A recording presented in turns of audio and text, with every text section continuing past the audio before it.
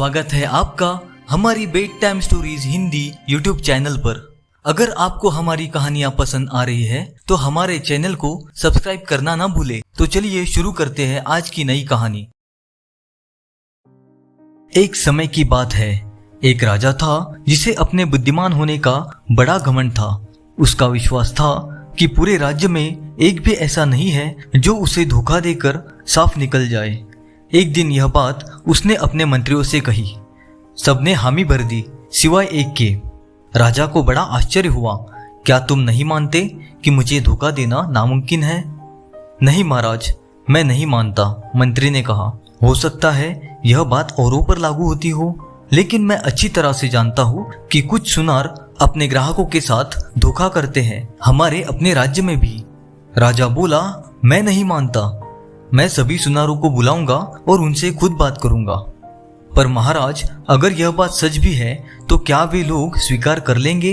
बाकी मंत्रियों ने प्रश्न किया। आप लोग चिंता न करें, मैं उनसे निपट लूंगा, राजा बोला। अगली सुबह राजा ने राज्य के सभी सुनारों को बुला भेजा। देशानुसार सुनार आ पहुंचे। सब हैरान थे कि आखिर माजरा क्या है, राजा ने हम सबको क्यों बुलाया है। एक ने पूछा, क्या राज परिवार में किसी का विवाह या राज्याभिषेक की अकस्मात तैयारियां हो रही है? हो सकता है रानियां अपने पुराने गहनों से ऊब गई हो और उन्हें तुड़वाकर नए गहने बनवाना चाहती हो, दूसरे ने बोला। मेरे विचार से महाराज पड़ोसी राज्य को कुछ खास तोहफे भेजना चाहते हैं और कुछ गहने बनवाने की जल्दी में होंगे, एक सुनार बोला। इस तरह अनुमान लगाने से हमें कोई फायदा नहीं है, मदन जो सुनारों में सबसे छोटा था बोला। महाराज स्वयं ही बता देंगे कि क्या बात है। इतने में राजा कमरे में प्रविष्ट हुआ। मैंने आप लोगों से एक सीधा साधा प्रश्न पूछने के लिए आपको यहाँ बुलाया है और मुझे आशा है कि आप सच बोलेंगे। यदि मैं आपको कुछ बनाने के लिए थोड़ा स्वर्ण दूं, तो क्या आप मेरे जाने बिना उस सोने में से जरा सा भी चोरी कर सकते हैं? और यदि आप यह काम किसी की निगरानी में करें तो भी क्या चोरी संभव है? कमरे में सन्नाटा छा गया। सुनार एक दूसरे का चेहरा देखने लगे। जी हाँ महाराज, यदि हम सचमुच चाहे तो संभव है, सभी सुनार एक स्वर में बोले। अच्छा, राजा को अपने कानों पर विश्वास नहीं हुआ। आप लोग कितना सोना चोरी कर सकते हैं? हम चौथाई हिस्सा तक निकाल सकते हैं, कुछ सुनार बोले। हम आधा निकाल सकते हैं, दूसरे बोले। और मैं चाहूं तो पूरा ही उड़ा सकता हूं, मदन बोला। राजा ने नजर भरकर उसे ऊपर से नीचे तक देखा। मैं तुम्हारी बात नहीं मानता, पर तुम एक बार कोशिश करके देखो, राजा मदन से बोला। तुम रोज राजमहल में आओगे, वहां मेरे दिए हुए वस्त्र पहनोगे। मैं तुम्हें सोना दूंगा और मेरी उपस्थिति में तुम गणपति की एक प्रतिमा बनाओगे। जब भी मैं बाहर जाऊंगा, मेरा अंगरक्षक तुम पर नजर रखेगा। जब तुम घर लौटोगे तो सब कुछ पीछे छोड़ जाओगे। अपने पहने वस्त्र फिर से धारण करोगे और महल के बाहर कदम रखने से पहले तुम्हारी तलाशी ली जाएगी। जब तक तुम गणपति नहीं बना लेते तब तक तुम्हारी यही दिनचर्या होगी। जी महाराज, मदन प्रसन्नता पूर्वक बोला।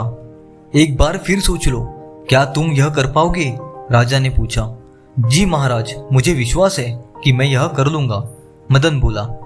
अगर तुम अपने उद्देश्य में सफल हो गए तो मैं अपनी बेटी का विवाह तुमसे करा दूंगा और अपने राज्य का आधा हिस्सा भी दे दूंगा, राजा बोला। पर अगर तुम असफल रहे तो तुम्हें हमेशा के लिए देश से निकाल दिया जाएगा। जो आज्ञा महाराज, मदन फिर मुस्कुराते हुए बोला। याद रहे, मैं या मेरे सेवक हमेशा तुम पर नजर रखेंगे, राजा बोला। दूसरे सुनारों ने कहा, पागल हुए हो मदन? तुम जानते हो कि तुम यह काम नहीं कर सकते हो। तुम क्या ऐसे कड़े पहरे में कोई भी नहीं कर सकता? मदन ने आत्मविश्वास के साथ कहा, मैं तो कर सकता हूँ। मदन अगली सुबह सुबह महल पहुंचा। उसने दूसरे कपड़े पहने, सोना और औजार लिए और काम शुरू कर दिया।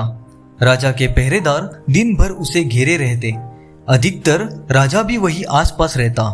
मदन अपना काम सोना पिघलाना, तराशना, आकार देना आदि मन लगाकर करने लगा। अपने आसपास बैठी जनता से कोई फर्क नहीं पड़ता था। दिन भर की मेहनत के बाद अपने वस्त्र फिर से पहनता, राजा के आदमियों को सब सामान सौंपता और अपने घर की ओर बढ़ जाता। लेकिन घर पहुंचने पर वह एक अजीबोगरीब काम करता, जिसके बारे में किसी को मालूम नहीं था। मदन पीतल की हूबहू प्रतिमा बना रहा था जिस पर देर रात तक वह काम करता था। ऐसा रोज होता। दिन भर राजसेवकों की कड़ी निगरानी में वह सोने का गणपति बनाता और रात की चुप्पी में पीतल की प्रतिमा, जिसमें कभी कभी उसकी बहन भी उसकी मदद किया करती। आखिरकार 7 दिन बाद दोनों मूर्तियां तैयार हो गई।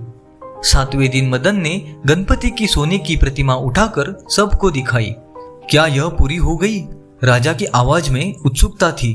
बस महाराज, जरा सा काम बाकी है, मदन बोला। रात भर मूर्ति को ताजे दही में डुबोकर रखना होगा और अगली सुबह इसे चमकाऊंगा। यह बहुत जरूरी है। अच्छा, राजा हैरान था। मैंने तो पहले कभी किसी को भी दही से मूर्ति चमकाते नहीं सुना। यह मेरी तकनीक है, मदन ने कहा। क्या मुझे ताजे दही का एक बड़ा मटका मिल सकता है? अब यह भी अच्छी फरमाइश है, शाही पहरेदार मुंह बिचकाते हुए बोला। संध्या के समय ताजा दही कहाँ से आएगा?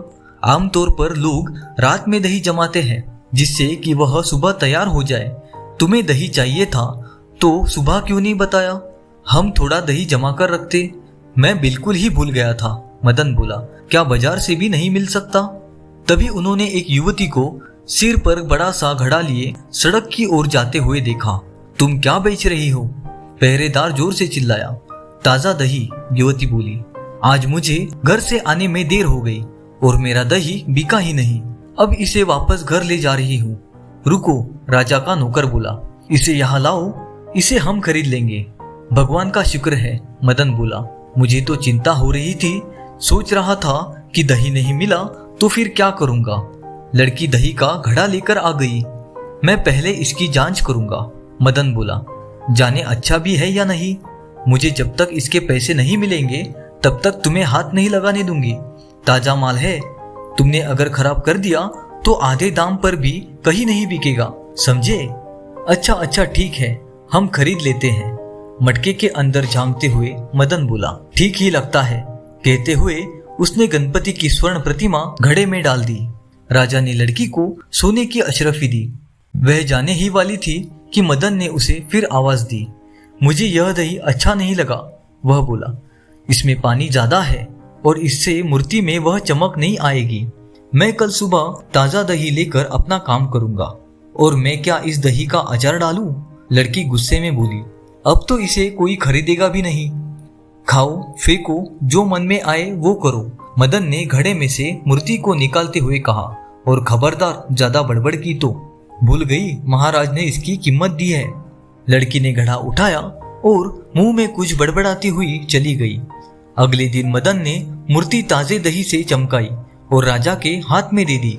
राजा ने अपने स्वर्ण विशेषज्ञ को बुलाया और कहा, इसे देखकर बताओ कि सुनार ने इसमें से कितना सोना गायब किया है। विशेषज्ञ स्वर्णकार ने उसे जांचना शुरू किया, लेकिन बार बार जांचने परखने के बाद भी उसकी समझ में कुछ नहीं आया। बताओ भाई, क्या बात है? राजा अधीर हो चला था। महाराज, इसमें तो रत्ती भर भी सोना नहीं है। यह कैसे हो सकता है? राजा एकदम हैरान हुआ। स्वयं मैंने इसे सारा सोना दिया और इसने मूर्ति भी मेरे सामने बनाई है। इसे कमरे में से एक भी वस्तु बाहर नहीं ले जाने दी गई। ये सब तो मैं नहीं जानता, पर इतना जानता हूँ कि मूर्ति खालिस पीतल की है। सोने का इसमें तो नामो निशान भी नहीं है, विशेषज्ञ बोला। यह तो कमाल हो गया, राजा चकित हुआ। मैं न कहता था कि मैं कर सकता हूँ, मदन मुस्कुराते हुए बोला। आखिरकार राजा ने मदन से पूछा कि उसने यह चकमा दिया कैसे। फिर मदन बोला, महाराज, क्या आप वादा करते हैं कि मेरे सच बताने पर आप मुझे सजा नहीं देंगे? विश्वास रखो, मैं तुम्हें सजा नहीं दूंगा, राजा ने कहा। फिर मदन ने सारी कहानी सुनाई। वह दही बेचने वाली लड़की मदन की बहन थी, जो ठीक उसी वक्त वहां आ पहुंची थी। जब वह लड़की महल में आई तो मदन ने सोने की मूर्ति दही में डालकर पीतल की निकाल ली। कहानी सुनकर राजा तो पहले हैरान हुआ और फिर ठाठ कर हंस पड़ा। भाई वाह, तुम तो बहुत होशियार निकले। तुमने हम सबको कैसे बुद्धू बनाया। मैं तो मान ही नहीं सकता था कि कोई मेरी आंखों में भी धूल झोंक सकता है, पर तुमने मुझे गलत साबित कर दिया। वादे के मुताबिक मदन की शादी राजकुमारी से हो गई और राज्य का आधा भाग भी उसे दे दिया गया। राजा बनने के बाद मदन ने कोई चालबाजी नहीं की।